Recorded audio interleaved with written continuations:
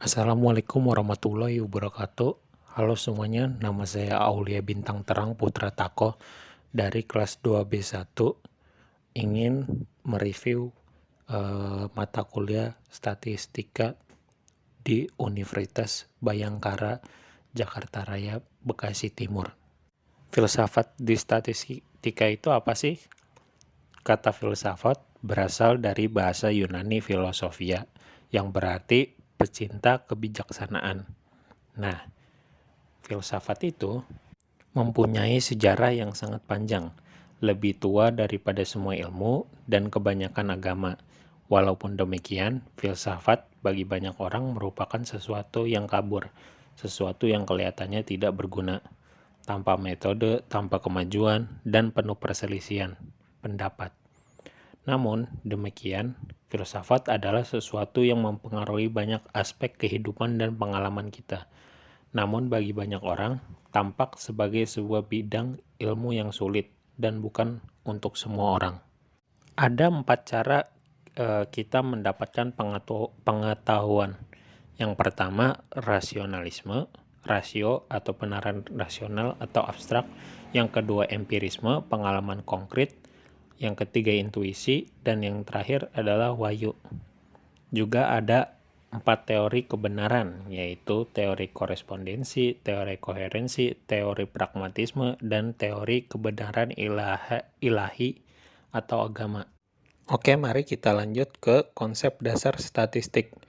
Statistika adalah sekumpulan konsep dan metode yang digunakan untuk mengumpulkan dan menginterpretasikan data kuantitatif tentang bidang kegiatan tertentu dan mengambil kesimpulan dalam situasi di mana ada ketidakpastian dan variasi. Ada 4 jenis statistika. Statistika deskriptif, yaitu untuk menggambarkan data tanpa membuat inferensi atau kesimpulan untuk populasi. Statistika inferensial, statistika untuk menganalisa data, sampel, dan hasilnya akan diinferensi atau disimpulkan untuk populasi di mana sampel tersebut ditarik. Yang ketiga, statistika parametrik, yaitu untuk menganalisa data yang diambil dari populasi berdistribusi normal. Dan yang terakhir, statistika non-parametrik, yaitu untuk menganalisa data dari populasi yang bebas distribusi. Oke, lanjut kita ke distribusi frekuensi.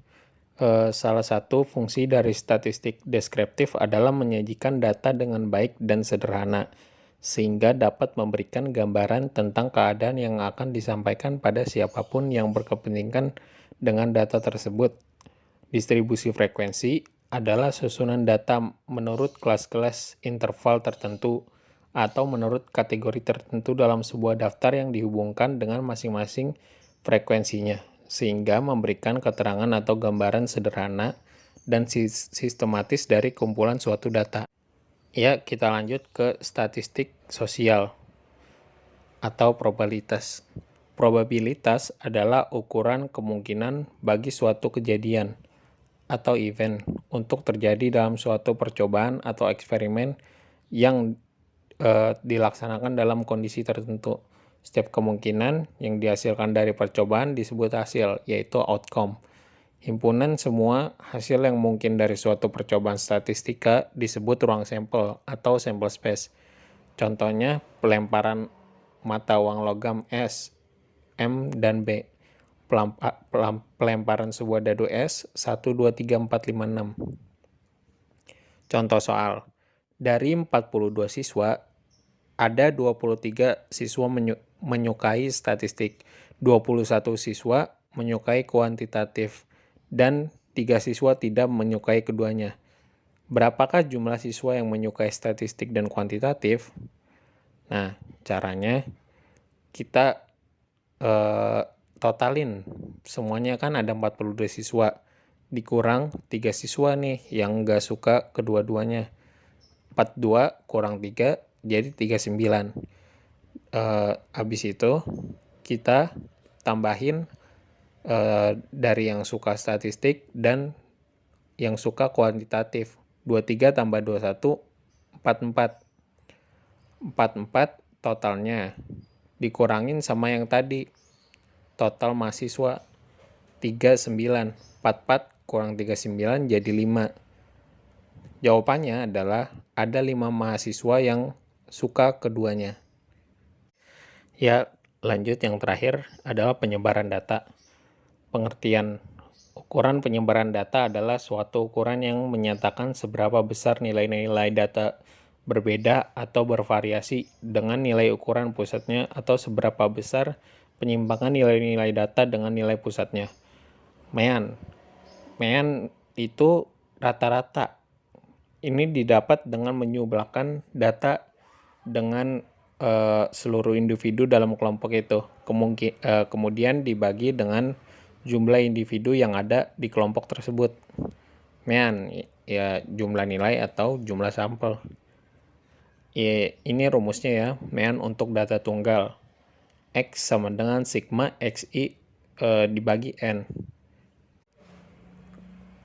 Kalau median adalah salah satu teknik penjelasan kelompok yang didasarkan atas nilai tengah dari kelompok data yang telah disusun urutannya dari yang data terkecil sampai terbesar, atau sebaliknya dari yang terbesar sampai yang terkecil. Median untuk data tunggal, untuk dapat mencari mediannya, maka data umur di atas harus disusun terlebih dahulu urutannya.